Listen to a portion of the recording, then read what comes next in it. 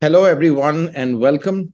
On the occasion of Women's Day, we have a special panel discussion to celebrate women, their contribution to society, the economy, and India as a whole. We're taking this as an opportunity to talk about higher inclusion of women in the auto sector. Now, India is expected to become a $7 trillion economy by 2030. This target should be achieved with a clear objective of equitable growth. Now, the auto industry contributes around 7 to 8% of India's GDP, but only 10% of its workforce is women. So it's high time the sector aims for higher gender equality. And in this panel discussion, we are here to discuss what changes are needed in order to achieve that target. I'd like to give some data to give some context to this panel discussion. Now, less than a quarter, or more specifically, 19% of women aged 15 and older have participated in the labor force as of 2021. Now, that compares to 70% of men, so a huge gap over there.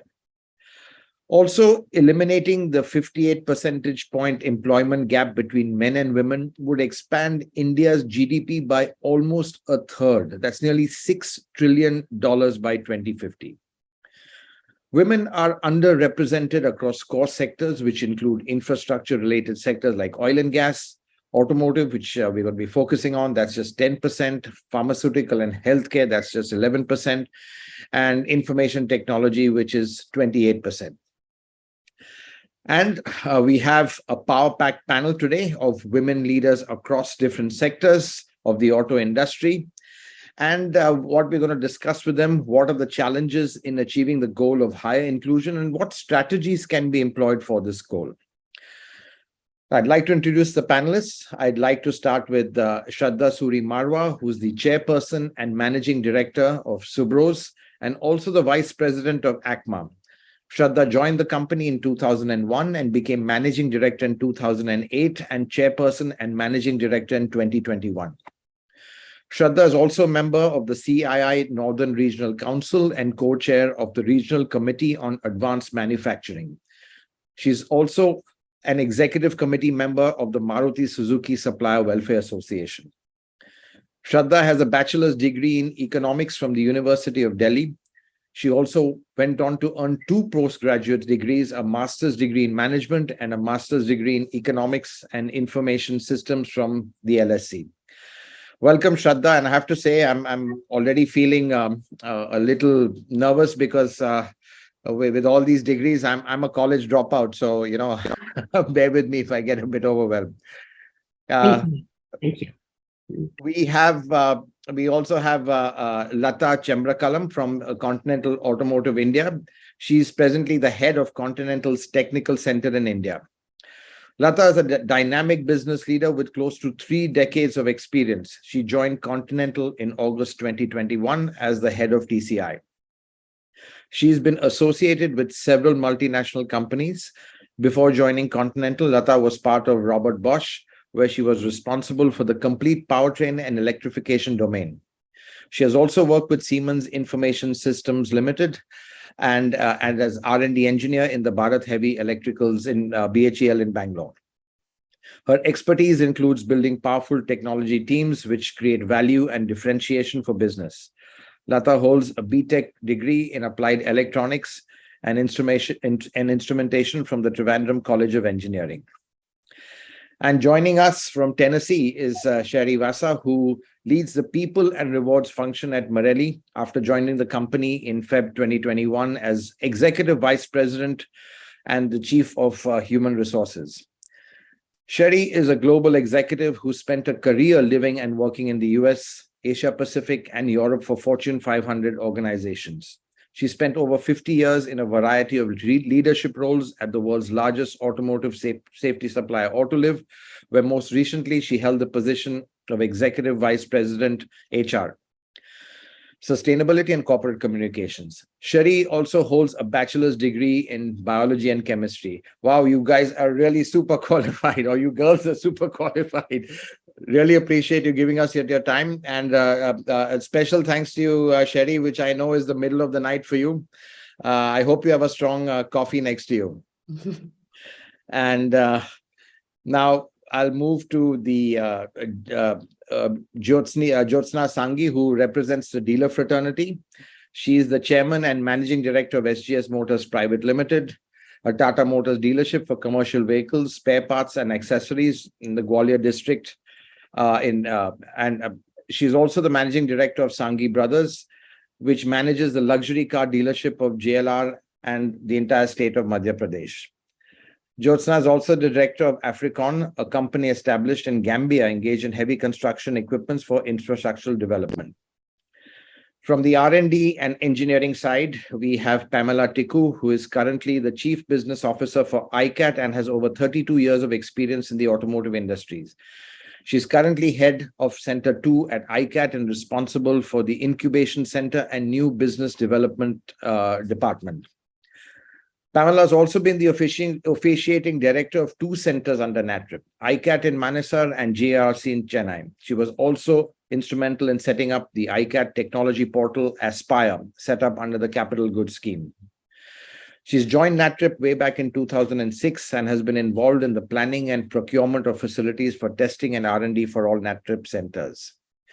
She's also been an active member with the SAE in multiple committee and conference roles. Welcome, Pamela. Suman Mishra, she's the CEO of Mahindra Last Mile Mobility and responsible for charting the future, a business for the Mahindra Group in this sector. Prior to this role, she's worked extensively in developing and implementing strategic initiatives across multiple sectors and functions in the Mahindra Group. Prior to joining Mahindra, she's worked in McKinsey and as an associate partner. And in Cipla, she has spearheaded global product launches. She's also been recognized as the Economic Times 40 Under 40 business leader and the Economic Times Woman Ahead. Suman is an MBA from the University of Michigan, the Ross School of Business, and a computer engineer from NTU Singapore.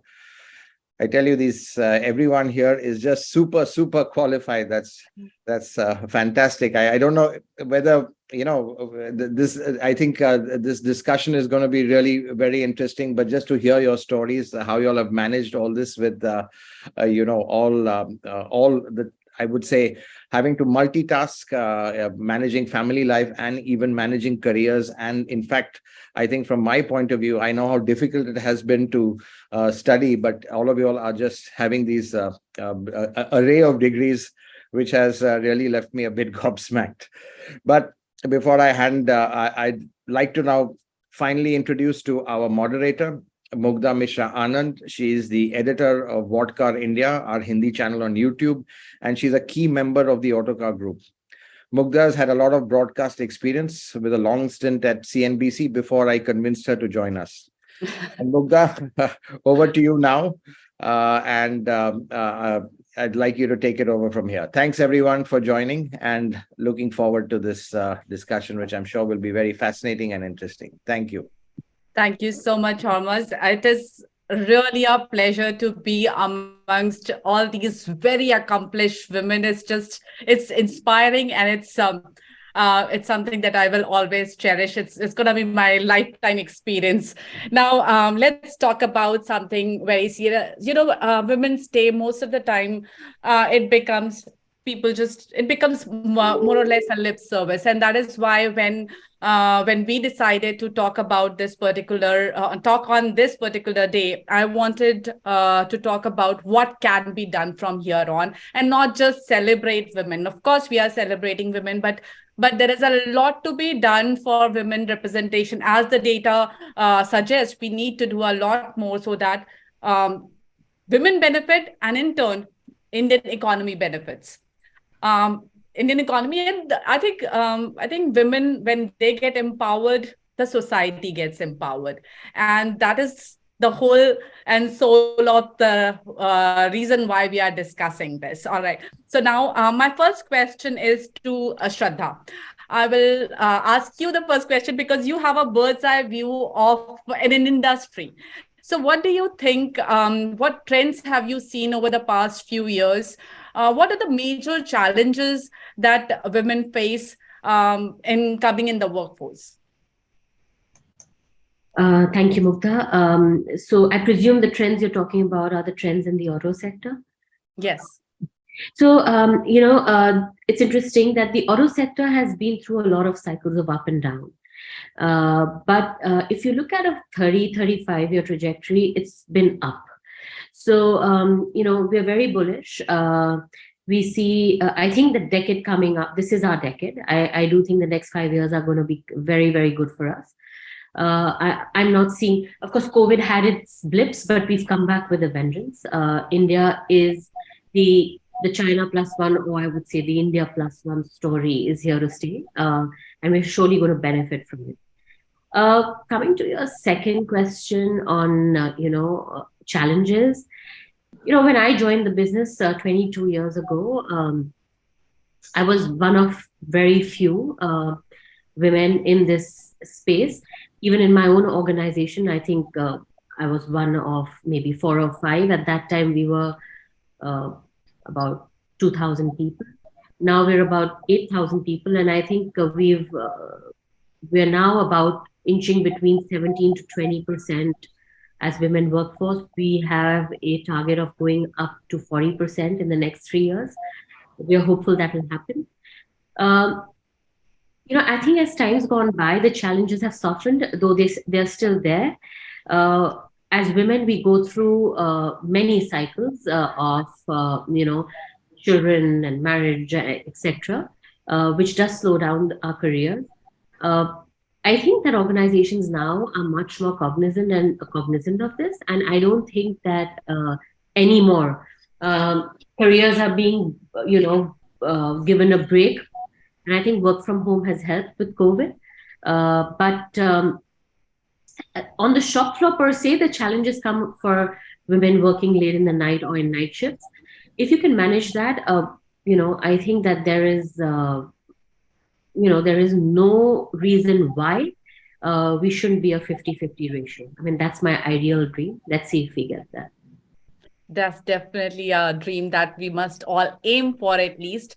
Suman, I will like to bring you in here because you have seen diverse industries. You have been part of several other industries besides auto. What is your view on how auto sector is dealing with women participation? Because when it comes to, say, consulting, it's very well, women are very well represented if I can look back. But in auto industry, because it is traditionally been very male dominated, do you think how is the industry dealing with gender parity? I mean, there are so many industries. It's very difficult to broad base the automotive industry particularly. But yes, of course, the percentage women representation in the top executive ranks is quite low as it relates to women. But if you compare it, for example, with pharma or financial services, it's very, very low. But in pharma and financial services, there was a time when it was low and it took a couple of decades, and now it's at a very healthy mix. So I think where I see the auto industry today is at the beginning of the journey of recognizing that there is a challenge here and starting to work towards solving it. What is helping us very much so now is the wave of electrification, because that is allowing us to bring software engineers into the play. Software engineers, hardware engineers, just generally, more focus on systems integration technology rather than the traditional mechanical engineering. So that is going to help us ride the wave for this decade, as my previous panelists said. We are at the beginning, it's at its infancy, but the recognition that I see is there now. So for example, I don't know if you would have done this panel maybe 5 years ago, or whether it was even a topic of importance. So the fact that it is now understood and recognized is an important first step, but it's a long way to go. For any other industry you take, it takes the first few to reach the top, get the barriers broken, and then the tidal wave follows. As the percentage at the top starts increasing, the percentage of women overall will also increase.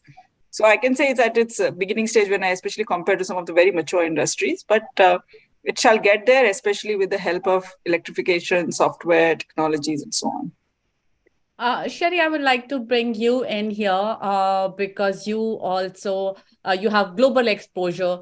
What do you think are global trends, and what is your view on some of the trends that you have seen abroad, and can we in India learn something from them? Thank you. Yeah, what we see across the globe now of women in the workforce is that, particularly in this post-COVID era, is that women are now demanding more from their workplace, from their companies, from the work environment. And whether that be flexibility, employment benefits, growth, learning, development opportunities, diversity, equity, inclusion, they're asking for more and they're demanding more. And now more than ever, women are willing to make a change in their career, in their job, in their company to get those things that they're desiring and they're looking for. And so women are much more mobile between companies and open to career changes that open them up to growth. And if they're not finding it in the company that they're at and they're not finding it, they will go outside. And so women are not settling. They're stepping up and asking for more. That's great. That's good to hear, because that's I was reading about. I was hearing one of Sheryl Sandberg's video, and she said that raise your hand up and ask for more. So that's something that was really interesting to see. But it's good to know that women are doing that. Lata, I would like to bring you in on a topic which is a little bit more debated, which is women's participation in technical areas, STEM as it's called, the science and technology and engineering kind of stream.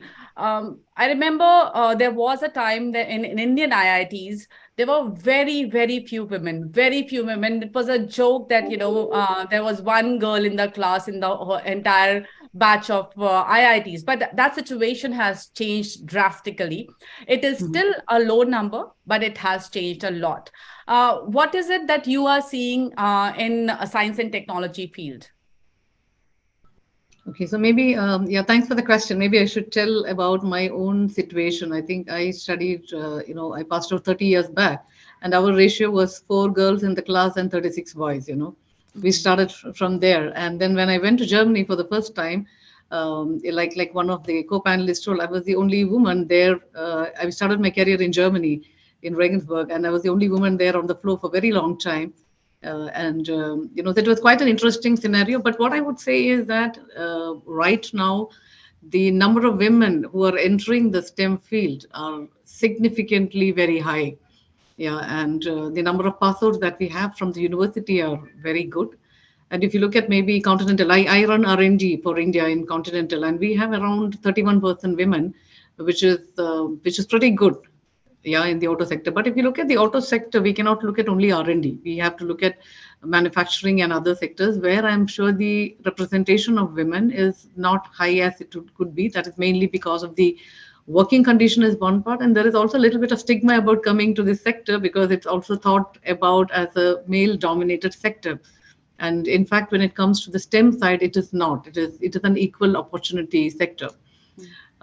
Challenges what we see is that we get a lot of dropouts when they reach this middle career stage because of family responsibility, and also most of the time not only because of responsibility, it is also due to the self-limiting beliefs that women have, thinking that we are not able to focus on both, or we are hitting a glass ceiling and so on. So this is, it's two sides. The organization, if you look at almost every automobile organization now in India, all of us are focusing on policies which enable women to work from home, which enable women to have equal opportunities, create an environment where they can raise their hands.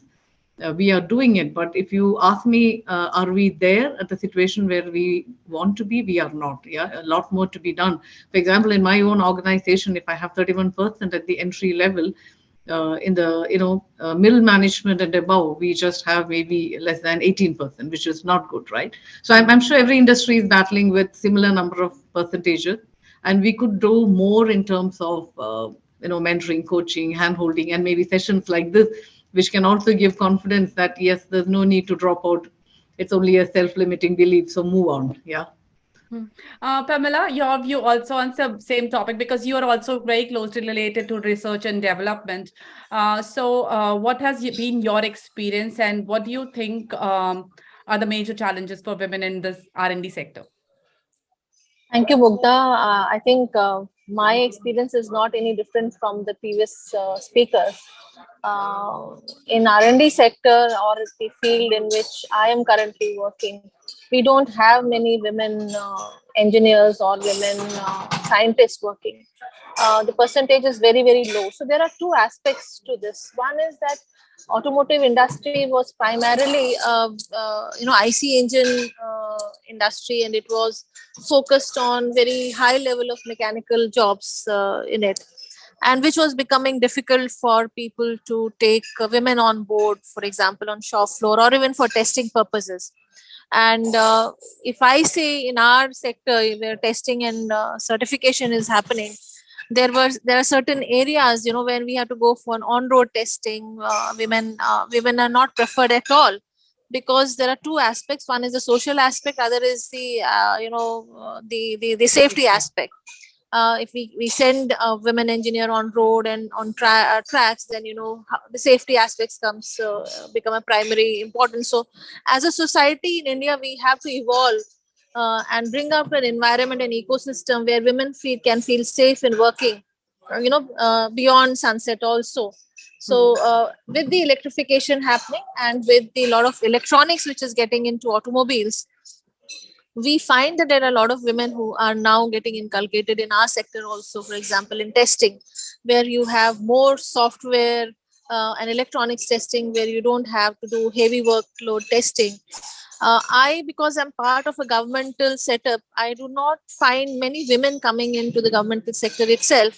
One is that the basic and in the environment is such, it is predominantly male dominated field, even in government also.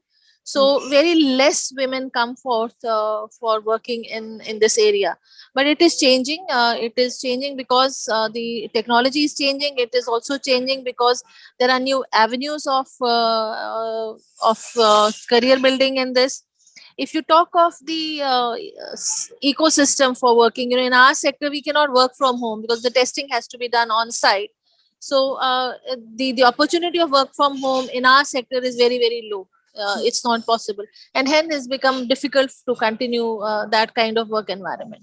Pamela, I want to ask you, you have been in this industry. You are telling me all the very real challenges. How did you cope with those challenges? Well, I have been a fighter by nature. So I was one girl in mechanical department of 80 students. I was one in my 80 student class.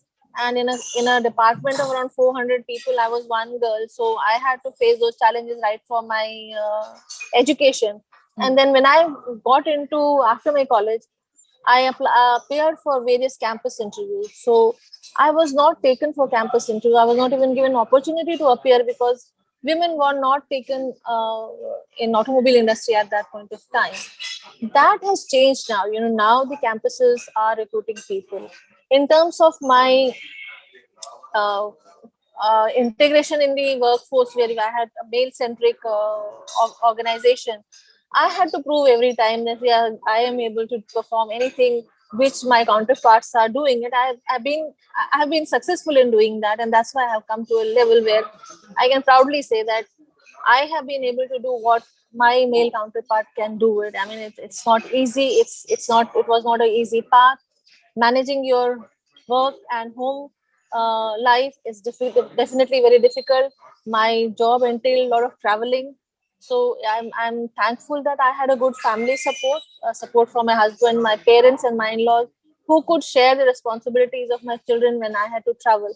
So you need to have a good support system in and around you. And as a woman, let me be very honest, we like being independent, but if we have to thrive in our careers, independent.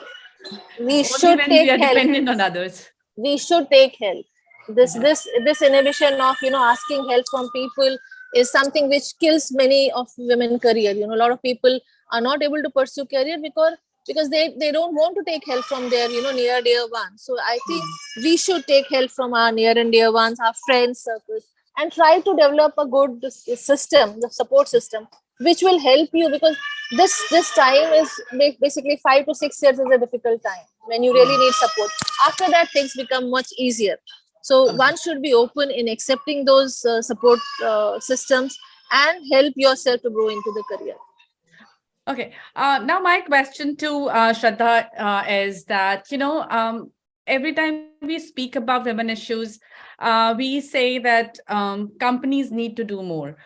But why should companies do more? What's their benefit? What is it that they are going to get? Anybody cannot progress and ask for equality on the basis of charity. So what is it? How do we as women prove that we are not charitable case? What is it that the whether it's profitability, it's diversity, which brings lots of good ideas. So I want to take your view on that. In terms of doing more, I think safety is hygiene. Safety for men, women, for anybody. So that's hygiene. What do women bring to the table that's better or not better than men? I think at the end of the day, it's how you do your job. It's your skill. It's a very personal thing. It's not to do with whether you're male or female. Your work should speak for you, and organizations need to mature, become maturer and see that, rather than see whether the person sitting across the table is male, female, or other, or whatever else.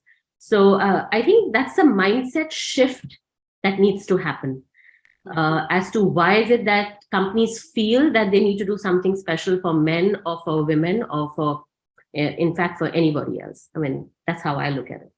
And that's a very good way of looking at it. Shari, I saw you nodding your head, so I want to bring you in here. What is your thought on the same topic? And, I will give you one scenario. A woman gets married. By 35, if she plans to have 2 kids, that would be two breaks that she would have had to take. Then how a man who has worked for those 35 years, for those 10, 15 years, and 10 years, and a woman who has taken two at least 6 months break in between, how do we say that, okay, we deserve to be there at the same platform? Yeah, I think it's a great question, and I support what Shraddha says, that it's got to be based upon a meritocracy. We have to have an equal seat at the table, meaning we've earned it because we're qualified, we're capable, we do a good job, and we provide the results. Now, data out there says that companies that have a more balanced gender diversity provide better financial results. I mean, that's a clear data that's out there. But it can't be charity. It can't be doing this just for women to have more women. It's got to be because we're driving business results, and we're making, as a collective group, better decisions with a more diverse viewpoint. So your question about how do we continue to include women in the workforce, because they do have challenges with raising children and taking time away for, to spend with family. I think a couple of things. I think number one, it starts with leadership, acknowledging that women have these needs, and that we need to just acknowledge that, and then provide for ways to, reintegrate women back into the workforce when they come back to these, whether that be sponsorship programs that helps women to find the right jobs and the opportunities to catch up with their knowledge and skills when they come back in after a break, and look for their next career moves. I think also it's a mindset. I think someone here mentioned that, women are, they feel that there's a barrier. They think that maybe they can't do it. And I find that women want to know 90% sure that they're going to be successful when they take on a role. whereas maybe men are willing to step up and take a little bit more risk. Not sure, but, I have a support structure and I know that, I'll be able to ask lots of questions from people I know that have done it. We need to change the mindset of women that it's okay to step up and take a risk, that you don't have to be 100% sure to jump right in there. So I think with those three pillars, between leadership, some policies at work around flexibility and reintegration, and then some mindset change, some coaching with our women, I think women can be very successful, even with their family duties.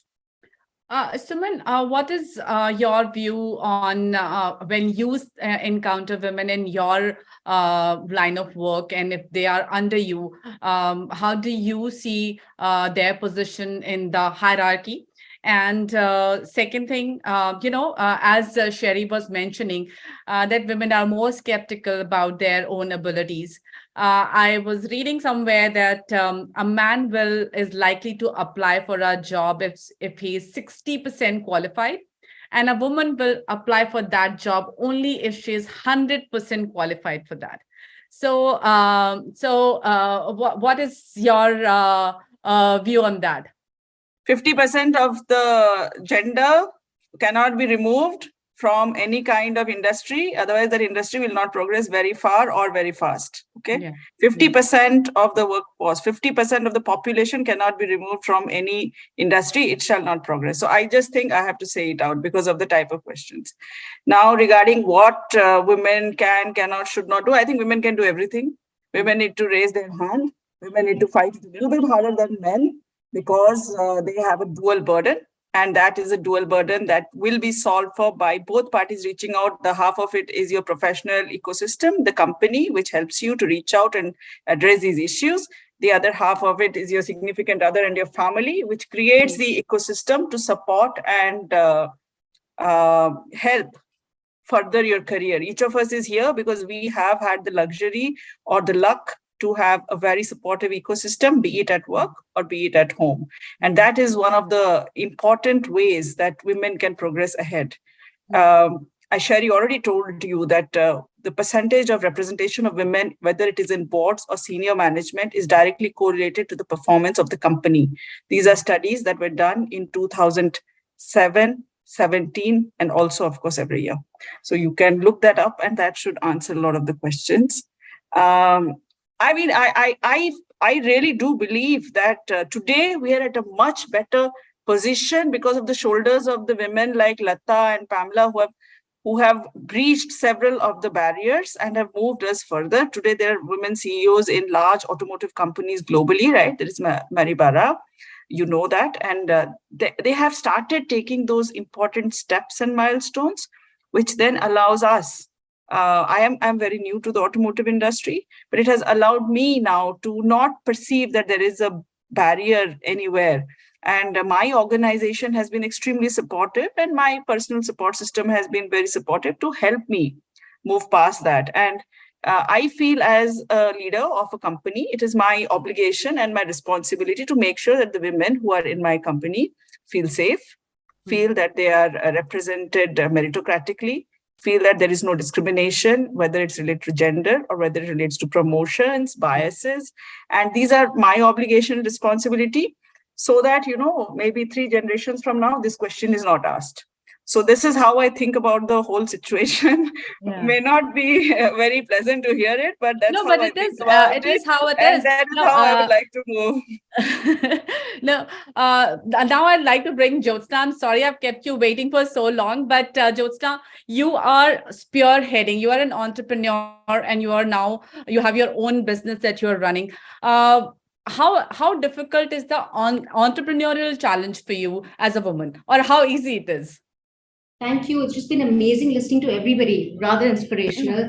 For me, I think the challenge per se is really a perception. I think we're at an inflection point where we need to change this macho mental roadblock, and this perception that women can't do it, or it's harder than men, or it's a car, or it's a heavy weight lifting of machinery going into the workspace, whether it be its service, whether it be it mechanical jobs. it's all passe now. Even in fact, the culture that you're bringing in terms of maternity leaves, in terms of women getting married, in terms of the families allowing all of that, I also find that rather passe. I think that is all ingrained into the culture. It's weaved in, it's woven in, as Hormus had mentioned, the percentages of women now coming into the culture and ingraining, literally getting into the synergetical part of mixing and mingling with the other gender is really not something that you have to look at as a stark differentiation per se. Live examples and examples like Pamela and Lata and Shraddha and everybody up here is like eminent people. Sherry, each one of us in our own space, I feel have proven and broken the boundaries and the barriers that we ever end up thinking for the new gen women to come into every space possible. As far as your question is concerned, in terms of my industry at the shop floor, I would say that I've given like 15 years of working in the automotive franchisee space. The change that I'm seeing is that if you're skilled, if you are talented, if you have skilled yourself well, you know your work very well. I feel like the other gender is very now amenable, is very easy, is very comfortable from taking instructions from a woman boss, which was a perception. You talk right, you talk sense, you make sense, you get work out of them, is what I feel. I think it's all about, it's at the end of the day, it's the culture, the character that you bring in. Yes, I do feel that there is definitely an upscale with the advent and with the culture of women coming into this field, because there is a gap, and this gap can be filled through each one of us in our own spaces. This brings in a lot of grace, it brings in a lot of elegance, it brings in a lot of linguistic abilities, a lot of communication style and demeanor, which from the perspective of facing a customer, as well as from the perspective of comrades at work and your shop floor, end up honing themselves and becoming more agile with the entire demeanor of working in a space like that. Now I feel retailing space has become more a luxury experience for people. You enter a Louis Vuitton, or you enter a Gucci store, or you enter a Jaguar Land Rover, or you enter a Tata Motors commercial dealership. They want to feel needed, they want to feel respected. And I feel that culture really comes in with a good gender eclectic mix of a man and a woman at the end of the day. And that just brings about the entire experience of buying or selling, for that matter. So that's because a major part of your experience is also with the service, the after sales service industry. And we have seen traditionally women have abstained from participating in that industry. Do you think that is changing? Do you think more women are participating on the shop floor? And what needs to change there, if at all, if something needs to change there? I think the industry is supporting the women quite a lot. Yes, from a CRM perspective, a receptionist, a sales girl, we are moving to being more AI-centric, more robotics, in terms of, being more IDS kits, everything from technology perspective for a car dealership or a franchisee per se is being very, very amenable to having women work and increase their opportunities in the space of service. And not just limit themselves at front desks and call centers, if I were to say. Yeah. Okay. Lata, I wanted to ask you, what is your view? How do we need to scale ourselves differently? Is that something that we need to focus on? See, finally, when it comes to the job and your career, there are three things that matter, according to me. So one is the competence, second is the confidence, and third is your communication. Yeah, and I think these three things are important, irrespective of the gender. Mm-hmm. And if you're able to demonstrate these three, I think you don't need specialized trainings or anything like that. That's what I believe. But nevertheless, I think coming back to one of the co-panelists who told that, we have to raise our hands up. I think that is really important, that asking for opportunities at the right time. Second thing, also taking calculated risk to learn, not stay in the same area, move across functions, take different types of responsibilities that makes you a well-rounded professional. That is really required, and that is something which sometimes women shy away from. And as I mentioned, we have a lot of women, 30% women in the 5,300 people companies, a lot of them. So that's what I also always tell them, that don't be afraid to take up a new responsibility, move from R&D to sales, or maybe to business development, or a cam role, or whatever, because every movement will get you a different angle of the business, and that helps you to grow as a business leader. Yeah, so that's something which we encourage.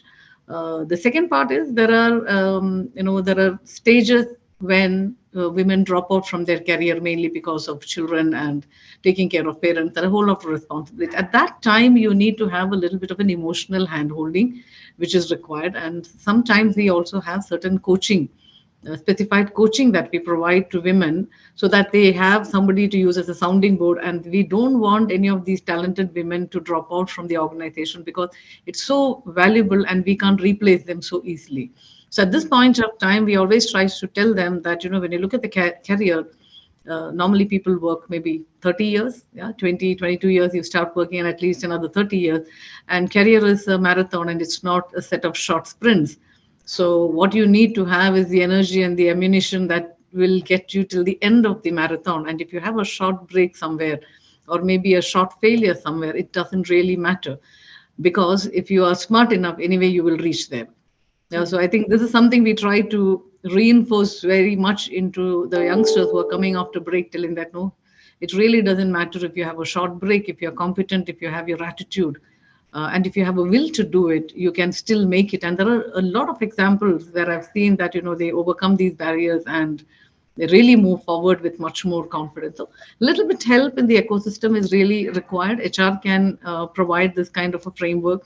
We have now enough role models in the industries. Maybe 20, 30 years back, I think Pamela can agree, those role models were not there. So we didn't have anybody to look up to. But I think, no, in the industry, you look at it, there are so many women who have made it. I mean, not only in the auto industry, even the other industry. And auto industry, more or less, it is not very, very different at this point of time, other than in the manufacturing. Like, for example, since the software-defined vehicles are coming in, and if you look at the mega trends, which is what we call as EXI, which is electrified, automated, shared, connected, and yearly updated, that's the trend in which automotive is going in. And earlier, when we look at it, the value of the vehicle, 10% was software, and it is going to be 30% of the vehicle value is going to be software in 2030. Yeah, which means 100 million lines is going to be 300 million lines of code in the next couple of years. So just imagine the amount of software talent that we also need. And and they have a lot of facility to work from home, work from anywhere, a lot of things, right? So I would say that automotive industry is in a phase now where we can attract more and more women. One is because of this technology part.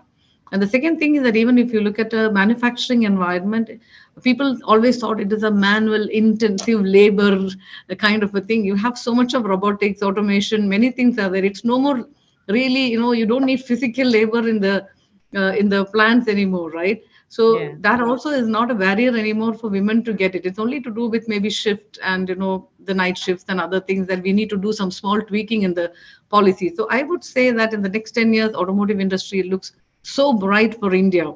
And we have a huge talent shortage in this industry, and we should really encourage more women to come into this space. And there are a lot of frameworks which are done. I think we need to strengthen this further.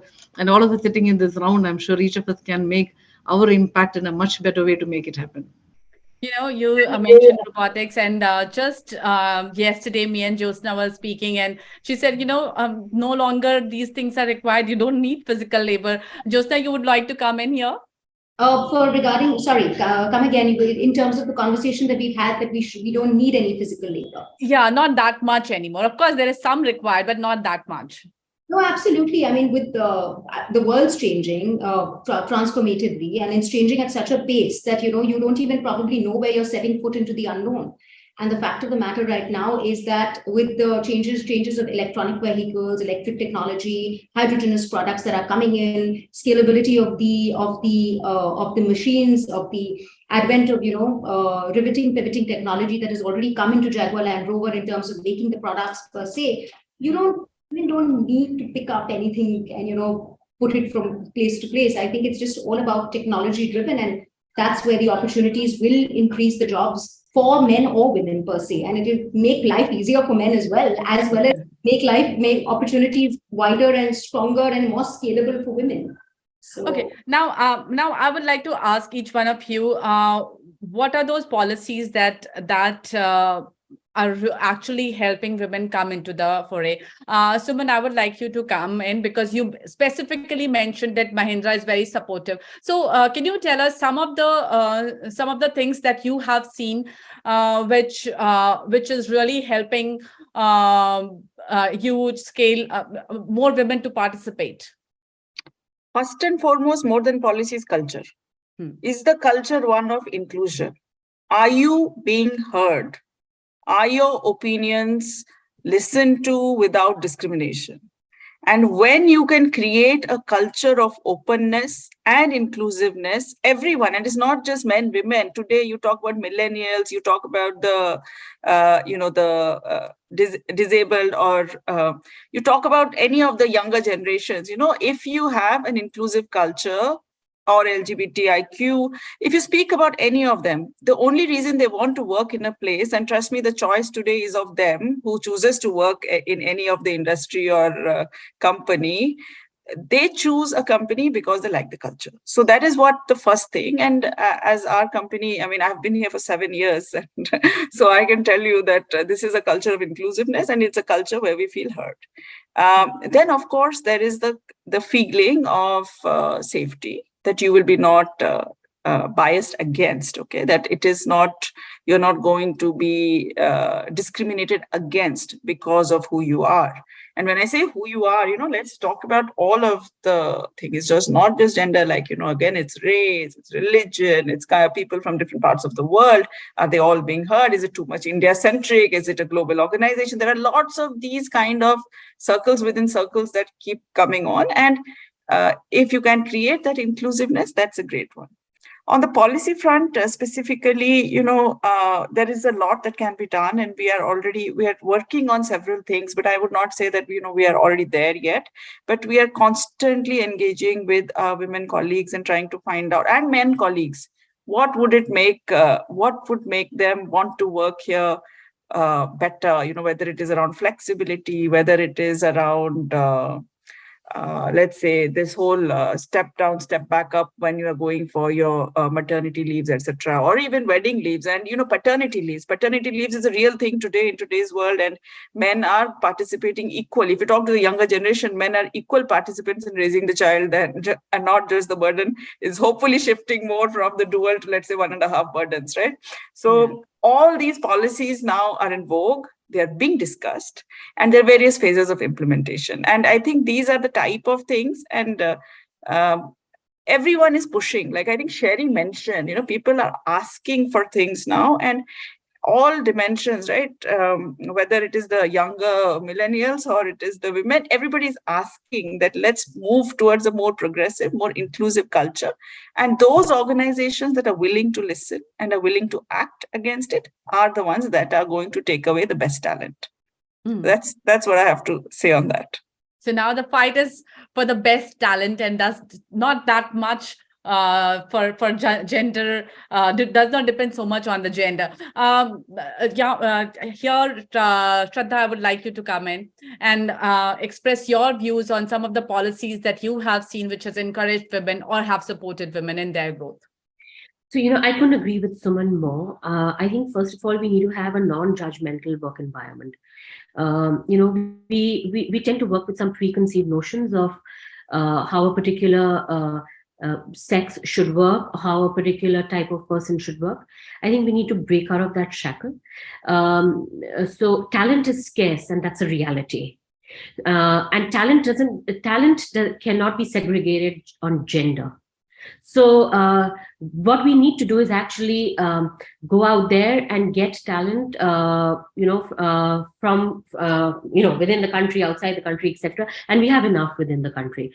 50% of the workforce is women. That cannot be ignored. If we can actually attract them to come and work for us, there is no doubt in my mind that productivity, quality, profitability, everything is going to in hand. It's the yin and the yang. You can't just have the yang and the yang. So that's how we need to work. Policies need to be made for both male and female and the other sex as well. Safety is priority. Definitely flexibility should be considered, and flexibility is needed not just by women. I have to say this, it's been playing on my mind that I have seen over the last 4-5 years that even men are asking for a lot more flexibility, especially as they hit 50. Women ask for it earlier, men ask for it at 50. Why? Because that's when they want to be closer to their parents, to their family, etc., and they are willing to take a step back. So I think it's happening for both. So the organization needs to make itself a place that people want to work in, and it's the talent that's going to bring us, is going to drive us. It's not the male or the female. So I keep reiterating this because I think it's important. Okay, Pamela, I would like you to come in here because we are all living in metros, and metros have a different way of dealing with gender issues. But when we go one step back and go to tier 2, tier 3 cities, do you think the topics that we are discussing and the ease with which we are talking about acquiring talent actually may be a little more difficult when we go outside of metros, outside of 5-10 cities of this country? And definitely, Mugdha, it is so. The awareness and the openness that you find in metros is not as it is in tier 3, tier 4 cities. But this metro thing has gone beyond metros. You have good tier 2 cities, tier 3 cities, where you find much more openness and willingness of acceptance of women in their mainstream workforce. Mm-hmm. So yes, there are places, there are regions in the country, there are regions which are beyond cities where the awareness and the importance of inclusiveness of women workforce in the mainstream is not as much as it is in the metro cities. Mm-hmm. Jyotsna, would you like to weigh in on this? That is there something that we can do, or we just have to deal with it? That's okay. Let some women lead, and then maybe we can go ahead and think on about those regions and those areas. Not at all. In fact, I feel like we can just lead from whichever city we want to. In fact, in Tata Commercial Vehicles, only in Gwalior, in smaller town cities like Dathia, Morena, which are literally led by the Gujar community, I had started a campaign, and this was my entire team, including the general manager from there, had basically decided to start this team called Virangana Express. And this team was basically to ensure that the women get finance on their bank balances. They open their own accounts. They get finances for the men to buy SCVs, small commercial vehicles, that would penetrate into the deeper tier 2 city markets. And that really well went off very, very well. Mm-hmm. And so I feel it's how you start it, it's how you approach it, it's the energy you put in it, it's the confidence you put in it, and you can just roll it from wherever you are. Yes, of course, the metro cities have a very larger, widespread applicability and amenability to it, but I don't think this is going to be a barrier at all going forward for the smaller tier down cities. Lata, you gave a very interesting data that 30% workforce is women. So is there any specific thing that your company took so that it's so well diverse? Would you shed some light on that? Yeah, so I would say that as an organization, we welcome diversity of thought. Yeah, it's gender diversity is one of it, definitely. And then all the leadership talks about diversity of thought, and that is a cultural element in the organization. So that is number one. And the second thing is also what one of the speakers talked about, this inclusion and safety. So this is one part. And the other part is when you look at any individual who comes into an organization, any human being, I wouldn't even call it, an employer, any human being who comes in, there are a few things which they look at. So one is they would like to feel happy about the quality of the work. The other thing they care about is their emotional wellness, their physical wellness also, right? So they would like to come into spaces which provide these three. And as an organization, if you're focusing on these three with a good work-life integration, I wouldn't call it balance, so a work-life integration, then I think, this culture, if it is there, it helps. And the other part is when you have these kind of breaks in career and so on, there is a lot of emphasis that we need to give on upskilling, reskilling, mentorship, giving different opportunities.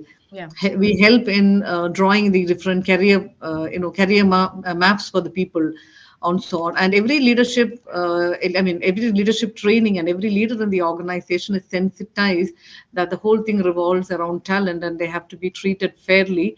And this culture of inclusion and diversity of thought, we should value every time. In every element, every decision we take, it has to be the DNA of the organization. Okay. Sherry, my question to you is that we have spoken about dropping out at middle management level.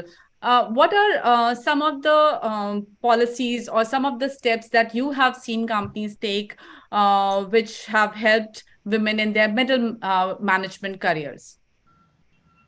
I honestly think it's less about policy and more about leadership, that it's setting the tone from the top.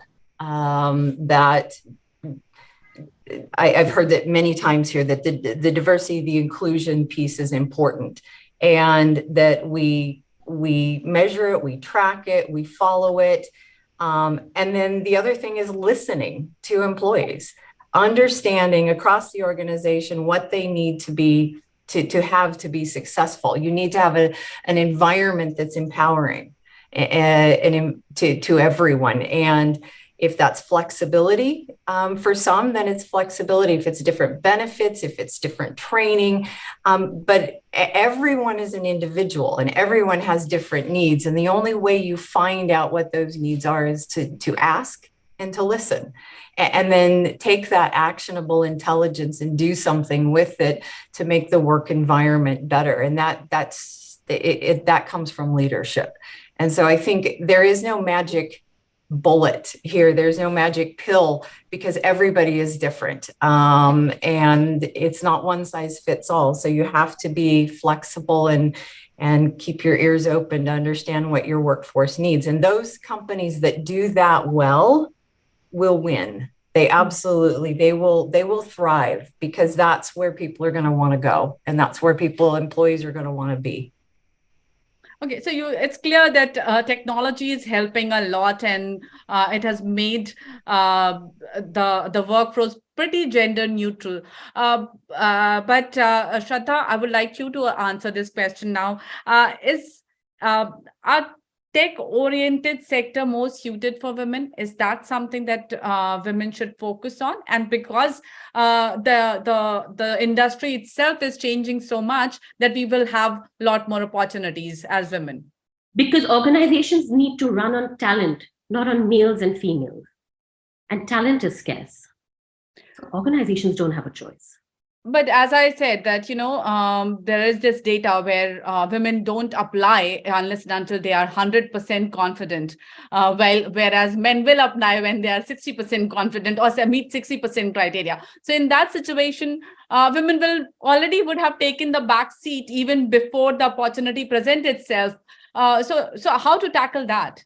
Because so you're very for acquiring the same talent, the organization needs to do a little bit more. You're talking about thousands of years of subconscious tuning to change overnight. That's not going to happen. It's changing slowly and steadily. I do think we need to tackle the education system there rather than, the organizations. It has to start very early on at kindergarten. Inclusivity or being non-judgmental needs to start there. If we start there, women will stop, shortchanging themselves. That's my view. Okay. Lata, I would like you to weigh in on this, how do we make sure that women join? Women are more proactive in taking the lead and deciding that, okay, I'm going to do this, because you and Pamela have done that, chosen fields which were completely different and were not considered women type of field. See, I think I partly answered the question last time. It is all about the culture that you create in the organization. It is a culture of inclusion, and I think that actually will help women to take things forward. At the same time, again, I emphasize on having certain smaller sessions, coaching and mentoring for people. If sometimes you lose the track, you need to Lata, bring my it. question was more towards from the time you decided to choose this field. As me and Shraddha were talking about getting ready for it from kindergarten level, where gender sensitization should start happening then. So I'm talking from that perspective. And organization, yes, of course, they need to be more inclusive and they need to be open to listening to what their employees are saying. So that's what my question was. See, outside the office is mainly how do you nurture your future generation, right? So I think we all have kids. I have a daughter, 15 years. So if I start telling her that this is what a guy should do and this is what a girl should do, then I think I fail the purpose, right? So I think charity begins at home. So I think each of us we are influencers in our families, in our organizations, in our close circles. And I think we should start influencing there and also make everybody aware of the importance of what happens if a woman breaks a barrier and reach to a certain level. What is the advantage it can bring to the society as a whole and even a larger family as a whole. I think if these kind of things are ingrained into people around us, I think it really helps. But very important is to enroll your partner or your better half into all this, because that is the support system. What we need is really critical. If you talk this and somebody else at home talks in a different way, it really doesn't work. So this is where that ecosystem of family and friends have to talk together, work together to have this mindset instilled into the new generation. And that's something which we all can do. Pamela, your views. Do you think getting everybody on board is easier? And also, because I think sometimes women face more challenges at home than outside. What's your view? As I said, it is the responsibility of each one of us who are present here today that we should develop this culture in our homes first. As mothers, we should develop our kids who are open to inclusiveness, are sensitive to women needs, who are sensitive to their sisters' needs, and hence they will become individuals who have empathy to what a woman or a girl needs in the future, because tomorrow they are going to have their wives, they are going to have their mothers with them. So it is a responsibility of each one of the society builder to build this culture in the country. Once that happens, if it starts happening at your home, then change in your workplaces is easier to manage, because you are going to change the mindset of a society. As I said, we need to have a revolutionary change in the mindset of a society. And society is not only women. Society includes men, women, children, elders, everybody.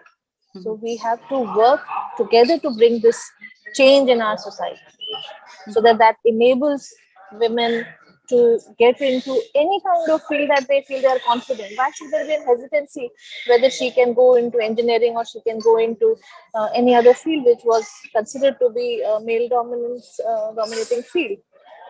Let women choose. Let them say they cannot do it. Don't say, no, you can't do it. It's not what you should do. You should do this. You should do fashion designing. You should not do engineering job. This is a male dominated job. This is a female dominated job. No. So that's mindset change in a society has to be built up right from our homes to the societies where we live and our workplace. Okay, Jyotsna, your view. Do you think the support system has to evolve and the society needs to evolve? And what steps shall we take to make sure that happens? To be honest, I think we all over here on the panel are examples of the fact that we've gone out of beyond and above alongside the support system to support others to be able to bring this in.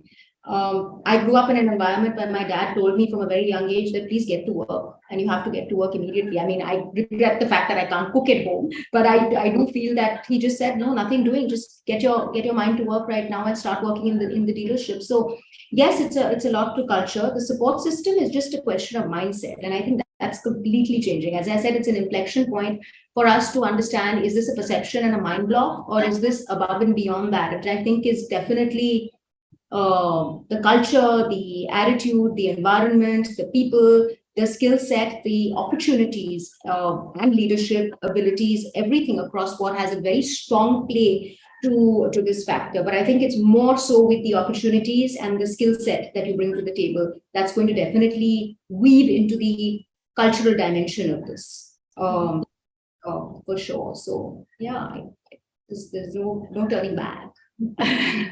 No turning back. All right. So very good discussion. Thank you so much, all of you, for joining. I think one of the passion that I see here is infectious, and what I really enjoyed is the fact that we are not limiting ourselves. Some of the points that have come about where the thing is that now opportunities are there, and we need to step up and seize those opportunities. As women, we have to stop ourselves from limiting ourselves. I think that's the most important thing. Thank you so much, Jyotsna, Lata, Pamela, Sherry, Shraddha, Suman, all of you. I would just like to bring in Hormuz for a minute to say a few words. Hormuz, are you there? Yeah, no, absolutely. I think it was quite a fascinating discussion, and to be honest, a lot of them were non-issues. Maybe I think sometimes we tend to think they are, but having such high achievers, I think really gender doesn't make a difference. You just get on with the job. Everything's on merit, and frankly, I'm very pleased that we have that same kind of approach. As you know, one of our key reviewers is Renuka Kripalani, and we have her on board not because of anything, but because she reviews a car well. I mean, and she just happens to be a woman. That's just how it is. I mean, it's purely on merit, and we always joke that she's sometimes treated as one of the guys. I mean, if she has to help pitch in and change a puncture, she does it, rolls up her sleeves. So there's absolutely no kind of Well, Hormuz, I have to say, I'm so proud of her that she just broke the record in India for the highest speed, and that was just for by a woman, and that was just so impressive. So proud of her that I have to bring it here. Well, I don't think she broke the record. She just set it and set a bar very high, 357 kilometers an hour. I don't think any Indian woman in the world has driven that fast. But anyway, point is really, I think everyone thinks cars is very much a guy thing, but it's definitely not. There are a lot of women there who are equally passionate, and Renuka and Mugdha, even you are, shining examples that you can get behind a car and review them just as well as anyone else. So with that, I think everyone's got to run. We've gone over time, but thanks everyone for joining, and really appreciate you giving us your time and your views. Thank you very much. Thanks a lot. Thank you. Thank you, Mugdha. Thank you. Thank you, everyone. Thank you, Hormuz. Thank you. Bye. Pleasure. It was really pleasure. Thank you.